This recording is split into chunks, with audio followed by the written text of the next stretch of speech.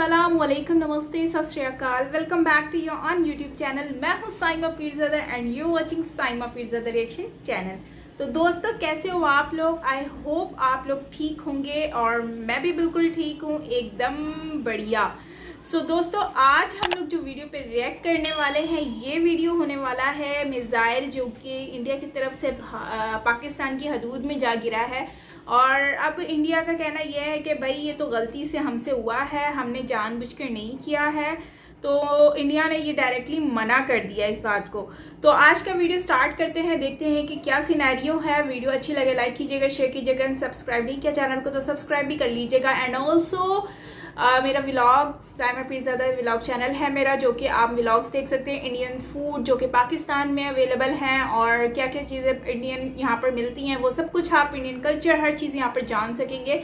इस व्लॉग का लिंक जो है आपको कमेंट सेक्शन में पिन मिल जाएगा, सो आप वहाँ से डायरेक्टली वॉच कर सकते हो। तो मुझे कमेंट करके बताना आपको कैसे लगा। तो करते वीडियो स्टार्ट।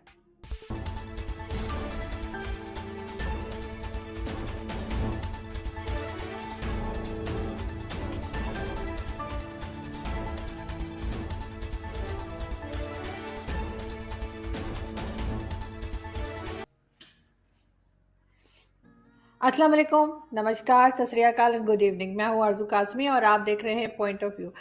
हमें जी समीत पीर साहब ने ज्वाइन किया है, सब जानते हैं समीत पीर जी को। और आज बहुत थके हुए क्योंकि सुबह से इलेक्शंस की वजह से शोज कर करके बिल्कुल लेकिन ये फिर भी आपने हमें ज्वाइन किया। Thank you so much sir, क्या जा पाए। Thanks for the invitation ma'am. हाँ, आज थोड़ा हेक्टिक रहा। आज तो सुबह 7 बजे शुरू हो गया था पहला शो, लास्ट मैंने 7:30 खत्म हो, तो मतलब 12.5 घंटे हिंदी इंग्लिश ये डिजिटल ये सब चलता रहा। बट ठीक है, आपके शो पे आना अच्छा लगता तो मैंने आपको बोला, मैं कहा जरूर नहीं, आएंगे, ऐसे क्या होता। Thank you so much sir, so kind of you. तो सर, आज हम बात करना चाहेंगे, हमारे डीजीआईएसपीआर ने एक प्रेस कॉन्फ्रेंस भी की है और उससे पहले भी ये बात चल रही थी कि कोई ऑब्जेक्ट कहा जा रहा है जिसको आइडेंटिफाई नहीं किया गया है अभी तक। और वो हमारी साइड पे मियाँ चुन्नू जो इलाका है पंजाब का, वहाँ पे देखा गया है और कहा ये जा रहा है कि इंडियन साइड से है। तो क्या ये आपके ख्याल से क्या हो सकता है? क्योंकि कुछ दिन पहले एक सबमरीन की भी बात हो रही थी और शेख रशीद साहब कह रहे थे अगली बार हम नहीं छोड़ेंगे, अगली बार मिले तो हम मारेंगे भी। तो मतलब सबरीन को मारेंगे, किसको मारेंगे वो उन्होंने क्लियर नहीं किया, लेकिन फिर भी इस किस्म की चीजें क्यों हो रही हैं? क्या इत्तेफाक है, गलती से हो गया? आपके ख्याल से ये सब क्या है? देखिए, पहले तो बात करेंगे शेख रशीद साहब की। अब शेख रशीद साहब तो कुछ भी कह सकते हैं। हमारे यहाँ भी कुछ ऐसे पॉलिटिशियन हैं जो कुछ भी कह सकते हैं। तो ये जो कुछ भी कह सकते वाले पॉलिटिशियन है, इनकी बात को दिल से नहीं लेना चाहिए। वो अब पहली बात तो ये, अगर सबमरीन वहाँ आई थी तो आप कर क्या रहे थे? तो वो सबमरीन निकल गई, फिर कह रहे अच्छे अगली बार आएंगे तुम्हें देख लेंगे। तो मुझे तो अपने स्कूल के दिन याद आ रहे हैं, अगली बार मारेगा ना मुझे, मैं तुझे देख लूंगा। या तो चल तू मार इसको, मैं तेरे पीछे खड़ा, मार तू इसको, मैं तेरे पीछे खड़ा। देखिए, ऐसे कोई डिफेंस होता है? ऐसे हाँ, पॉलिटिकल बयानबाजी थी, कुछ इधर उधर नंबर बन जाएंगे। जैसे अभी नियाजी साहब कह रहे थे कि जी यूरोपियन यूनियन वाले तो हिंदुस्तान को खत नहीं लिखते, हमें तो खत लिखते हैं, आप उनको ये पूछो, आप इनको ये पूछो। ये मिलिट्री के मसले मिलिट्री स्टाइल से हैंडल होते हैं। इनका बयानबाजी वगैरह करके तो आप टीआरपी उठा रहे हो। मिलिट्री का मसला टीआरपी से हल नहीं होता, मिलिट्री का मसला मिलिट्री वाले टैक्टिक्स से हल होता है। अगर मुझे नहीं पता सबमरीन आई थी नहीं आई थी, मुझे जैसे आदमी को तो पता भी नहीं हो सकता। अगर आई थी कर क्या रहे थे? तो आई क्यों? अगली बार देखिए नहीं आएगी तो कहते भाई छोड़ देंगे, नहीं ये कर देंगे। तो खैर चलिए ठीक है। अभी जो आज की बात है, आज भी मैंने थोड़ा हल्का सा देखा। देखिए, इसके ये जो अभी कॉन्फ्रेंस हुई है, प्रेस कॉन्फ्रेंस, यहाँ अभी इसका कोई जिक्र नहीं है। यहाँ कोई इसकी कुछ बिल्कुल जिक्र तक नहीं, क्योंकि आज पूरे दिन इलेक्शन चलता रहा। तो वही 5 स्टेटों का रिजल्ट था, तो बहुत बड़ा एक यूपी, आप जानते हैं यूपी तो मतलब आधे हिंदुस्तान का इलेक्शन होता है। तो वो पूरा चलता रहा, तो इस बारे में कुछ है नहीं। और पर हाँ, मैंने जितना आईएसपीआर के प्रेस कॉन्फ्रेंस में देखा, उन्होंने कहा इट वाज नॉट आर्म्ड, कोई ये आर्म नहीं था, इट्स अ प्रोजेक्टाइल। अब ये क्या था, प्रोजेक्टाइल है क्या? अब प्रोजेक्टाइल में कुछ भी हो सकता है। It can be something which went wrong, it can be anything. And हाँ, ये कह रहे थे कि हाँ ये सुपरसोनिक स्पीड पे जा रहा था। अब ये सुपरसोनिक था, हाइपरसोनिक था, I have no idea what it was unless and until, क्योंकि देखिए मिलिट्री चीज है। जब तक यहाँ से कोई कंफर्मेशन नहीं है कि कोई ऐसी चीज है जिसको एनालिसिस करे, इट इज अ हार्ड। अगर ऐसी कोई चीज आई है तो क्या है क्या नहीं है। वो कहते हैं it can be A missile, फिर उन्होंने कहा it can be A missile, it can be a drone, it can be anything. जब उन्हें नहीं पता, करे हम भी इसका फोरेंसिक कर रहे हैं, मतलब even they have not concluded कि ये चीज है क्या और आई कैसे। और एक बात तो खैर उन्होंने कही थी कि इट इज अनाम, तो मतलब इट वाज नॉट मेंट, अगर कुछ है भी it was not meant to cause any harm, मतलब किसी नुकसान के इरादे से नहीं था। कि अब ये मतलब क्या कोई टेस्टिंग हो रही थी, क्या हो रही थी, मुझे कोई आइडिया नहीं आती थी। जब तक यहाँ के गवर्नमेंट या मिलिट्री का कोई इसमें नहीं आएगा, तो अगर मतलब पाक एयरफोर्स इसको 24 घंटे में ये उन्हें ये नहीं पता प्रोजेक्टाइल किस तरह का क्या था, आपके और हमारे लिए ये इस पे कमेंट करना, बताना ये एक्स था, वाई था, जेड था, बहुत मुश्किल है। हाँ, बट ये जरूर है कि आपसे प्रॉमिस है कि अगर जैसे हमारे यहाँ से कुछ कंफर्मेशन आता है या नहीं आता है, जैसे भी आता है, then we can have a full discussion on it, मतलब इंक्लूडिंग ओके। नहीं, बिल्कुल अभी। डेफिनेटली, बिकॉज हाँ, मुझे लगा कि कल से ये बता रहे हैं कि ये कल मिला है, तो मे बी मुझे लगा शायद आपके यहाँ भी ये न्यूज़ गई हो और आप लोगों ने भी इसको चेक किया हो, नहीं लेकिन एनीवे जी। ये खबर है ही नहीं यहाँ पे। इनफैक्ट अच्छा। जब आपने मुझे बताया तो तभी मैंने इसको देखा, ये खबर है ही नहीं। कल से तो यहाँ वैसे ही इलेक्शन चल रहा था, आज तो सुबह से वही चल रहा था। बट हाँ, अगर इसमें कुछ आता है तो definitely we will talk on it, but अभी आपके और मेरे लिए इसका अंदाजा लगाना ये है क्या है भी नहीं है, क्योंकि एक इस पे पॉइंट था कि वो कह रहे थे उनके भी 24 घंटे कह रहे हैं इसको आए हुए हो गए, करीब 24 घंटे में उन्हें ये नहीं पता लगा, वो अभी अब इसको प्रोजेक्टाइल कह रहे हैं, they are not giving it a name. Projectile 15 तरह के होते हैं, एक्स है, वाई है, जेड है, उन्हें समझ नहीं आ रहा, वो नहीं बता पा रहे। आप और हम कैसे इस पे अभी इस तरह पे कमेंट करें। बाकी एक चीज तो बिल्कुल क्लियर है, इट वाज अनाम, जो कुछ भी था ये अगर यहाँ से भी गया तो इसका कोई हार्म या हर्टिंग का कोई इंटेंशन नहीं था। ठीक। नहीं, जैसे इसकी और डिटेल्स आएंगी तो डेफिनेटली हम आपसे पूछेंगे और आपसे समझने की कोशिश करेंगे। अब हम चलते हैं अपने मेन जो हमारा टॉपिक है उस तरफ, और जैसे वो भी आपसे बात हुई थी, और एक कहा जा रहा है कि इंडिया जो है वो यूक्रेन की मदद करेगा, और इस तरह से कुछ आपके यहाँ से जो है वो आर्मी के लोग या फौजी जो है वो भेजे जाएंगे। ये कहाँ तक ये बात सही है और आपको लगता है कि ऐसा करना चाहिए? देखिए आरजू जी, पहले तो मैं आपको बता दूं, इसमें 2-3 एस्पेक्ट्स हैं बहुत क्लियर। इंडियन गवर्नमेंट कोई यूक्रेन की मदद नहीं करता है। इंडिया अपनी फौज दुनिया में कहीं लड़ने के लिए ना भेजी है ना भेजेगा, ये बहुत क्लियर है। अब जो एक हवा बनाई गई, देखिए हमारे यहाँ क्या ना, कई सारे मीडिया के अदारे हैं। अब आज मीडिया में आप खुद हैं, आप तो जानती है, कहते हैं as per sources, as per diplomatic sources, और एक बहुत जबरदस्त अंग्रेजी का वर्ड है एलिजिडली।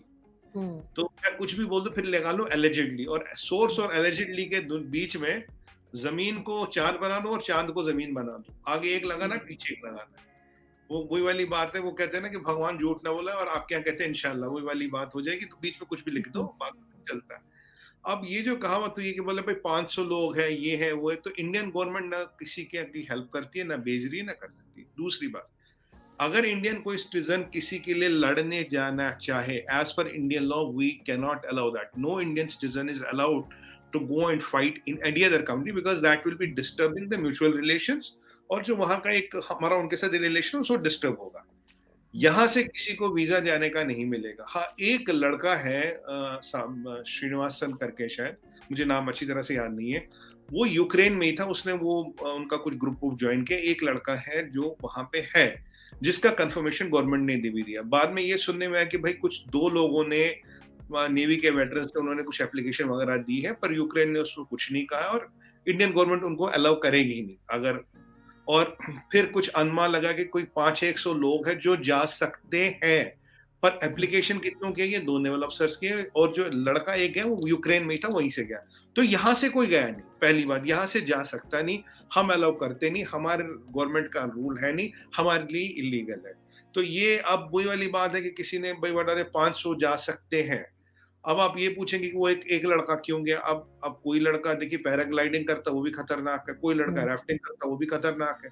आप और हम कितनी बार फॉर्म साइन करते हैं कि भाई अगर हमें कुछ हो गया हम जिम्मेदार नहीं है, तो उसका एडवेंचर है, उसका क्या। बट वो लड़का भी यहाँ से आरजू जी नहीं गया, वो यूक्रेन में था, उसने वहां ज्वाइन कर लिया। बाकी इंडियन गवर्नमेंट से, इंडियन सिविलियन से, इंडियन पब्लिक से कोई नहीं जा रहा, कोई आर्मी वाला, कोई नेवी वाला नहीं जा रहा। 2 एप्लीकेशनें जरूर आई थी। कई बार क्या होता है ना कि कई बार आप ये चीजें इसलिए भी करते हैं थोड़े पॉपुलर हो जाए, थोड़ा नाम वाम आ जाए। आप और हम डिबेट तो कर ही रहे हैं ना, तो कोई तरह यार चलो कुछ नहीं हुआ तो मशहूरी तो होगी। आप जानते हो आजकल negative PR is much more powerful than positive PR. हमारे यहाँ तो आरजू जी एक बात बताऊं मैं आपको, हमारे यहाँ पीआर इतना मजबूत है, या फिल्म स्टार के बच्चे के कितने बार डायपर बदले वो भी पीआर में चलता है। हाँ, मैं सच कह रहा हूँ, ये भी एक खबर है कि भाई किसका गर्लफ्रेंड का किसकी बॉयफ्रेंड के साथ पहले अफेयर था, ये भी खबर है, किसने गाड़ी खरीदी, ये भी अफेयर है। और यहाँ तो ये भी चलता है कि उसने उसको ये बोल दिया, ये भी खबर है। आजकल तो मुझे लगता है कि कुछ एज वीडियो आता है, एज इट इज देते हैं, पीआर छप जाता है। क्योंकि आपको मैं एक बहुत मजे की बात बोलूं कि जो कुछ ऐसे लोग पीआर में है, कुछ ऐसे लोग सुर्खियों में है बॉलीवुड में, जिनका बॉलीवुड से कुछ लेना देना ही नहीं है, पर पीआर है, चलता है, कुछ नहीं तो कंट्रोवर्सी खड़े करिए, किसी को गाली दे दीजिए, 100% आपको कवर करेंगे। लेकिन फिर भी सुमित जी, आप किस तरह से देखते हैं कि यूक्रेन और रशिया के बीच में जो प्रॉब्लम्स चल रही हैं और जिस तरह से अटैक्स चल रहे हैं और रशिया पीछे हटने को तैयार नहीं, आपके ख्याल से क्या होगा आगे? और क्या दूसरी कंट्रीज जो हैं वो बीच में आएंगी इनकी सुलह करवाने के लिए या बात कराने के लिए कि सब कुछ नहीं होना चाहिए? इसलिए कि बहरहाल कहीं पर भी जंग हो, कहीं पे भी वॉर हो, नुकसान तो होता है और आम आदमी का ही नुकसान होता है। तो एक बड़ा वो जो कहा जाता है से नो टू वॉर, तो वो लेकर आपके ख्याल से कि कौन सी कंट्रीज ऐसी हैं जो आगे बढ़ सकती हैं और इनको समझा सकती हैं, इनको रोक सकती हैं? देखिए आरजू जी, आपने बहुत अच्छा सवाल पूछा और इसमें काफी मेरे वीडियो डिबेट, मतलब पीछे अगर आप 10 दिन देखें तो यही सब चल रहा था, पूरे टाइम यही चल रहा था। मैं इसको शॉर्ट में बताऊंगा क्योंकि टाइम हमारे पास लिमिटेड है। देखिए, ये जो लड़ाई थी, ये जब यूएसएसआर टूटा था तब एक गारंटी दी गई थी इन रशिया को कि यहाँ नेटो नहीं आएगा। एक आर्कटिक सर्कल ऑफ इन्फ्लुएंस है, जैसे कहते हैं behind the iron curtain. Putin का ये कहना, ये मेरा एरिया, 90% दुनिया तुम्हारी, 10% मेरी, यहाँ नेटो नहीं आएगा। तब से 5 बार नेटो का एक्सपेंशन हुआ। जब जब नेटो का एक्सपेंशन हुआ, रशिया ने अपना आर्सेनल बढ़ाता गया। रशिया के दिमाग में आरजू जी ये बहुत क्लियर है, मेरी औकात और वर्चस्व तब तक है जब तक मैं मिलिट्री सुपर पावर हूं। अगर मैं मिलिट्री सुपर पावर नहीं हूं, स्टोरी ओवर। अब वेस्ट का क्या कहना, अगर आप वर्ल्ड वॉर सेकंड में जाए तो 23 मिलियन रशियन मरे थे वर्ल्ड वॉर सेकंड में, जो हाईएस्ट थे, और पोलैंड का काफी लेना देना था उसमें। ये वेस्ट और रशिया की लड़ाई तो कोल्ड वॉर चली। और एक हमने पढ़ा था क्यूबन मिसाइल क्राइसिस एक बिल्कुल यही काइंड ऑफ सिचुएशन थी, पर जो कैनेडी थे तब उन्होंने काफी समझबूझ दिखाई और उन्होंने उसको अवॉइड कर लिया। He didn't late Cuban missile crisis become a fiasco. अभी क्या हो रहा है, जो नेटो 5 बार एक्सपैंड हो गया, अभी कहानी कहां से शुरू होती? आरजू जी, कहानी यहां से शुरू होती, जो बाइडेन की अप्रूवल रेटिंग बहुत नीचे जाती है, जब लिटरली मैं आपको बोलूं अफगानिस्तान में वो पिट जाते हैं। पहले उनपे और डेमोक्रेट्स और रिपब्लिकन्स में 1% का वोट शेयर का डिफरेंस था इलेक्शन में। अफगानिस्तान में जो हुआ, जाते जाते यूएस मरीन मरे, आपने $1 ट्रिलियन फूक दिया, 20 बिलियन का हथियार भी है, और लिटरली आप मतलब अपने लोगों को नहीं निकाल पाए वहां से। हमने डिस्कस किया था उस पर, और अफगानिस्तान का क्या बन गया वो तो अलग मसला है ऑल टुगेदर। जब अप्रूवल रेटिंग ऑल टाइम नीचे गई, तो अभी उनको दिखाया रही है ये जो यूक्रेन और ये रशिया वाला मसला है, क्योंकि यूएस में रशिया को एक एनिमी माना जाता है शुरू से, मतलब एक माइंडसेट है ऐसा।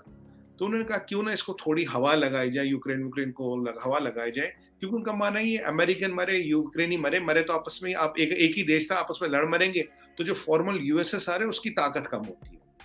ये उनकी मंशा थी। खूब यूक्रेन को चढ़ा, भाई तुझे नेटो में लेंगे, तुझे यूरोपियन यूनियन में लेंगे। अब आते हैं विषय नेटो पे।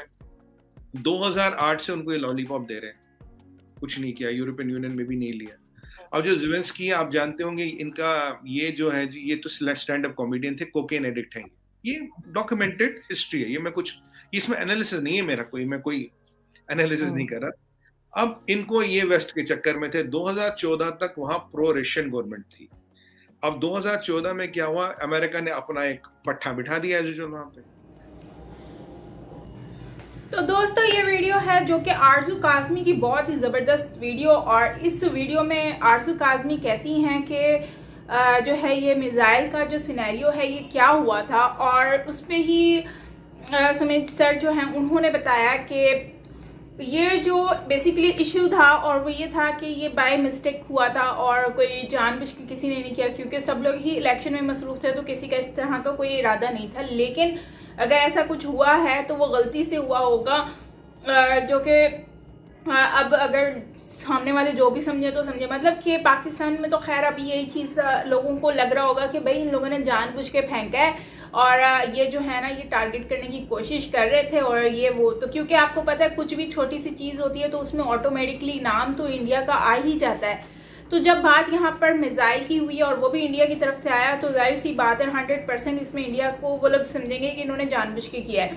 लेकिन अगर हम यहाँ पर बात करें तो ये मिसाइल जो गिरा है पाकिस्तान में, एक बहुत ही बड़ा क्वेश्चन मार्क है कि इंडिया से ये आया है मिसाइल, और पाकिस्तान ने अगर वो गलती से आया है, जो कि इंडिया वाले कहते हैं, तो पाकिस्तान में ये सब कैसे कंट्रोल, आउट ऑफ कंट्रोल हो गया, और इसको कैसे इन्होंने कंट्रोल नहीं कर पाए। और बहुत सारे सिनेरियोज तो ऐसे भी देखने को मिल रहे हैं कि भाई आपने पाकिस्तान में जो ये सब कुछ हुआ है तो उसको कंट्रोल कैसे नहीं किया। खैर ये तो सारे स्टेटमेंट तब आएंगे, 1-2 दिन में पता चल जाएगा कि मेन मामला हुआ क्या है, यहाँ पे कौन क्या एलिगेशंस लगा रहा है। लेकिन जहाँ तक डिफरेंट हम वीडियोस देख रहे हैं तो उस वीडियोस में यही पता चलता है कि भाई लोगों को कंफ्यूजन ही है। ज़्यादातर यहाँ पर मज़े की बात यह है कि लोगों को लगता है कि सिलेंडर फट गया। मतलब कभी भी कोई भी चीज़ होती है ना तो उनको यही फील होता है कि सिलेंडर फट गया, क्योंकि सिलेंडर की आवाज़ ही ऐसी होती है ना, और पाकिस्तान में सिलेंडर कुछ ज़्यादा ही फटते हैं, तो इस वजह से उन लोगों को यही लगता है कि मिसाइल भी गिरे तो भी बोलते हैं कि सिलेंडर फट गया। एनीवेज जो है वो देखते हैं। लेकिन सबसे बड़ी बात मैं यही कहूँगी कि पाकिस्तान में जो अभी ये हुआ है, एक्सीडेंटल हुआ है या जो भी है, लेकिन इससे जान बच गई लोगों की, किसी को जानी नुकसान नहीं हुआ, ये बहुत अच्छी बात है। अगर नुकसान होता तो यकीनन फिर वो बात ज़रूरत से ज़्यादा बढ़ जाती और आउट ऑफ कंट्रोल हो जाती चीज़ें। तो खैर अच्छा हुआ। और दूसरा ये है कि ये टेस्ट था तो जाहिर बात है उसके अकॉर्डिंगली ही इन्होंने ये सारी चीज़ें की है, तो उसकी वजह से इतना ज़्यादा नुकसान नहीं हुआ। हाँ, अगर ये मेरे ख्याल से प्लानिंग के थ्रू होता तो जाहिर सी बात है नुकसान तो फिर होता ही होता सबको। तो ऐसा कुछ नहीं हुआ, तो इट्स मीन कि ये प्लानिंग नहीं थी, ये जस्ट एक गलती से ही हुआ है। तो दूसरी बात यहाँ पर यूक्रेन की बात की गई है कि यूक्रेन की इंडिया हेल्प कर रहा है। इंडिया के से लोग गए हैं यूक्रेन में उनकी हेल्प करने के लिए, उनकी आर्मी को ज्वाइन कर लिया है 500। तो खैर इनका कहना ये है कि भाई ऐसी कोई बात नहीं है, इंडिया कभी भी इनको परमिशन नहीं दे सकता और ना ही देगा कि हमारे यहाँ से जाके आप यूक्रेन में लड़ाई करें। क्योंकि देखो यूक्रेन का अगर साथ देते हैं तो रशिया के साथ इंडिया के मामला ख़राब हो जाएंगे। हाँ, एक लड़का गया था तो वो लड़का ऑलरेडी वहीं पर ही था, लेकिन परमिशन अगर मांगेंगे तो कभी भी इनको नहीं मिलेगी। 500 जो जा चुके हैं वो सिर्फ नाम आ रहा है, ऐसा कुछ नहीं है कि वो गए हैं। अब दोस्तों आप लोगों ने काफ़ी, मुझे दोस्तों ने ये भी कहा था कि इसमें जो है वो हाँ गए हैं और वो उनकी अपनी चॉइस है, वो उनकी मर्जी है अगर वो जाना चाहते हैं। लेकिन यहाँ पर ये तो कुछ और ही स्टेटमेंट दे रहे हैं, कह रहे हैं कि नहीं ऐसा है ही नहीं। लेकिन मुझे इनकी एक चीज़ बहुत अच्छी लगी है और वो ये है कि यार देखो ये लोग इन्होंने बात बहुत ही तरीके से और अच्छे तरीके से बात की है, जो कि मुझे इनका बात करने का स्टाइल बहुत अच्छा लगा। पोलाइट हैं, रिस्पेक्ट करते हैं और बहुत ही अच्छे तरीके से बात कर रहे थे, तो बहुत ही अच्छा जेस्चर लगा। तो एक इंसान जब अच्छी तरीके से बात करता है तो दूसरी जो देखने वाला होता है या सामने वाला बंदा होता है वो उसके माइंड में डायरेक्टली उसकी कंट्री का वो जाता है कि इमेज कैसी है। तो खैर इनसे आइडिया हो रहा है कि वहाँ के सारे लोग किस तरह के हैं, मतलब हम्बल हैं। तो एनीवेज वीडियो को एंड करने से पहले बस यही कहूँगी कि यूक्रेन जो है वो उसने रशिया के साथ इस वक्त गलत किया है, और अगर यूक्रेन को अपना कंट्री को सेव करना है, क्योंकि यूक्रेन को इस वक्त तमाम जो यूरोपियन कंट्रीज़ हैं वो सारी यूज़ कर रही हैं। अगर यूक्रेन चाहता है कि वो बच जाए तो उसको थोड़ा सा अपने दिमाग से भी काम लेना पड़ेगा, और रशिया के साथ इतने ज़्यादा मामला गड़बड़ करने से बेहतर है कि उनसे सलाह कर ले, उनको उनके राइट्स वापस दिए जाए और ये प्लानिंग श्लानिंग ख़त्म की जाए। क्योंकि रशिया इस वक्त वो है कि शेर के मुंह में हाथ डालने वाली बात हो गई कि आपने रशिया के मुंह में हाथ डाल दिया है, तो रशिया तो खा जाएगा सबको कच्चा कच्चा।